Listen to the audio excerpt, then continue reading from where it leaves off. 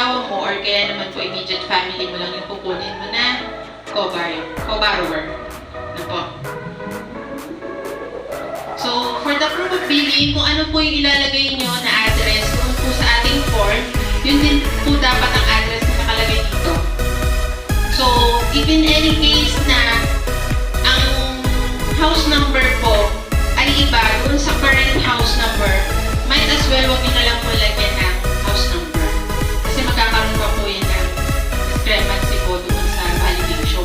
So, kung halimbawa nakalagay po dito, yung mga address po kasi 143 tapos dito 545. So, magkakaroon pa po yan ng findings. So, might as well huwag nyo na lang po lagyan ng number. Pero same po yung address nila. Ano po? And then sa billing po na ipapasa nyo, kung hindi po nakapangalan dun sa principal buyer, halimbawa nakapangalan sa tatay, sa kapatid, sa nanay, so kailangan po mag-execute yung nakapangalan dun sa bill ng authorization letter and ID. Ano po? So, ang papasa po natin for proof of billing is, ito po, it's either Meralco, Tubig, Internet, so yan pwede po yung ended, sketch map po. Yan po ay requirement ni bank po. So, for the proof of income, so we have the local employed. For local employment, so ang mga kailangan po natin COEC, payslip, bank statement, and minimum of 2 years na working history. Ito po ay kapag ipapasok kay bank po. Pag OFW naman po, contract, dapat po ito ay translated sa English po yung contract na ipapasa nila. Payslip, bank statement, and at least 5 years na employed. Paano po kung aalis lang? For instance, ang ano po niya, ang contract niya is 2 years or 3 years lang. Ang requirement po is 5 years. So, kailangan kuhanan din po natin ng working history yung local employment niya para makabuo po tayo ng 5 years na working history. Ano po? For business naman po, DTI, bank statement, and audited financial statement. Usually, dito po, ito po yung hindi agad po na po provide yung audited financial statement. So, pag po mga ganito, kung may capacity naman po, pwede po natin i-offer yung deferred cash or in-house financing.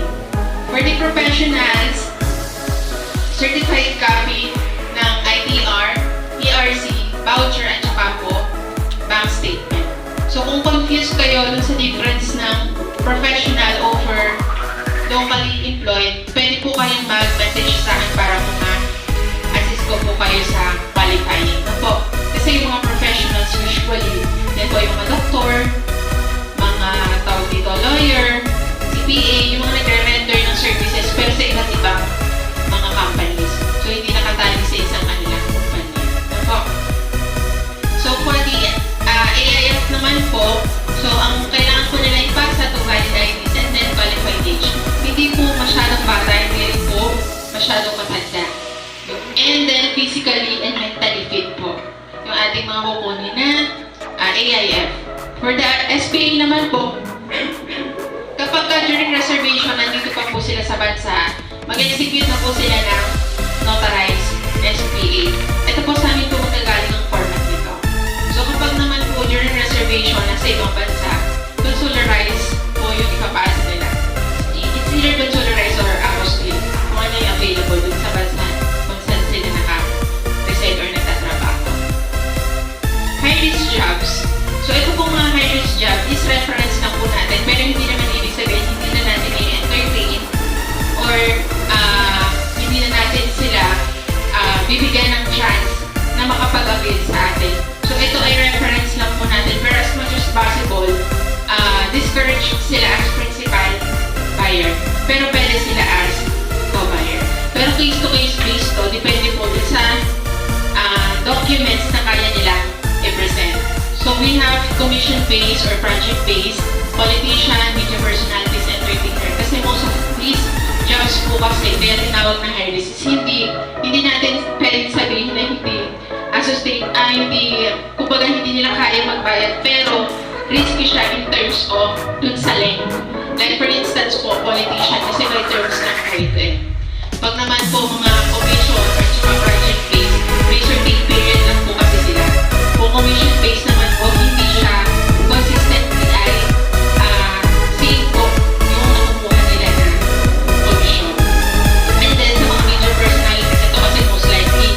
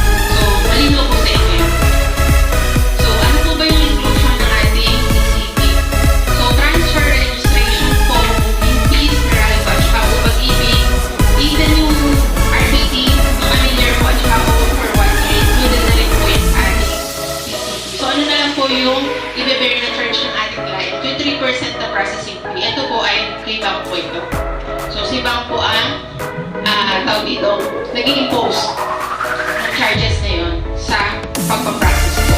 So most likely around 3% po yan.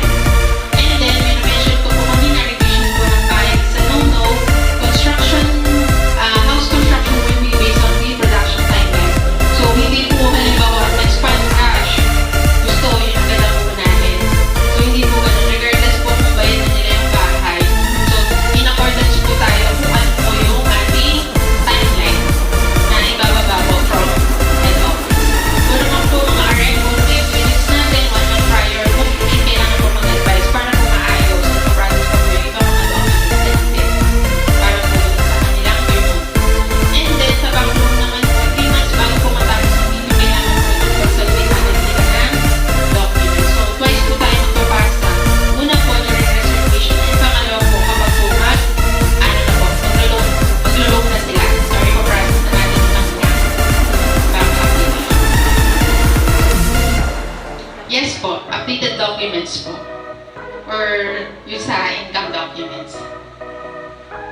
So sa commission tranche naman po, so first po natin yung outright incentive. Ito po yung na-mention ko kanina na formally, po, di ba po nagbibigay tayo ng outright incentive na 20,000. Dito po sa BAE, meron din po, pero wala palang po definite kung magkano. Pero for sure, every reservation, makaka-receive po kayo ng outright incentive kasi for mobility po eh. Para dun sa pagod, may ano na agad kayo, compensated na agad para dun sa reservation. So, commission naman po natin, first commission form na release provided na nakapag-first DP and complete po yung documents. Pero hindi po ibig sabihin kapag po complete po yung documents ay hindi po makaka-receive ng commission. Mag-receive pa rin po nila yung commission provided na meron po silang commitment date kung kailan po nila isasubmit yung kanilang kulang na documents. So, kung ang terms po na kinuha ni buyer is 12 months, yung 80% po ng commission nila, i-release on a monthly basis.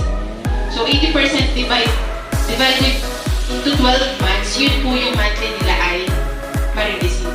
So, hindi po tayo by tranches or by milestone. So, dito po every month, meron po tayo commission po na ma-receive.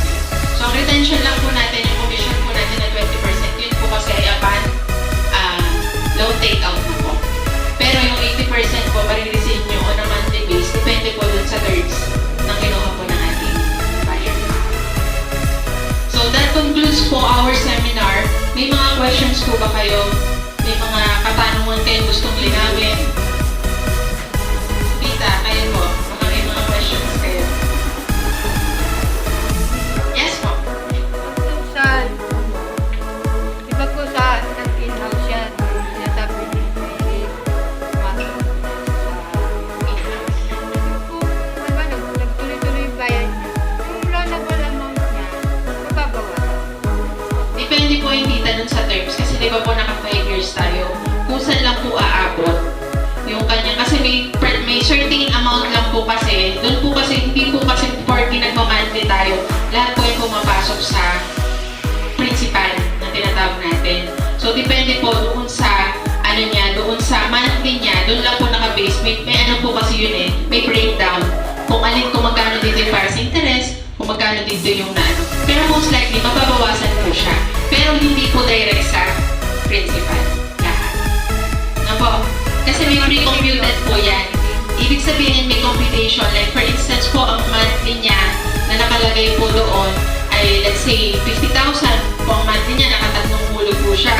So, hindi po ibig sabihin na yung buong 150 ay ibabawas doon sa principal na ino-loan niya kay bank. May portion po kasi doon talaga na nakaano para lamang po sa interest. Kasi nakaano po tayo, naka-fixed term po tayo. Tapos hindi po siya, pwede po yung kanyang down payment. Tapos ipapasok po sa bank. Hindi pa siya, tuloy-tuloy pa rin po banda. Hindi pa po siya, hanggang hindi nakatayo yung bank. Usually po kasi sa ngayon, yung bank po kasi meron na rin construction requirement. So meaning, halimbawa po tayo pre-selling. Hanggang hindi pa po natin siya pinapasok sa bank, may tendency po na mag-stop payment po tayo. Pero kapag po ang bank na pinasukan ng loan natin na payag ng 0% construction, dire-diretso niya.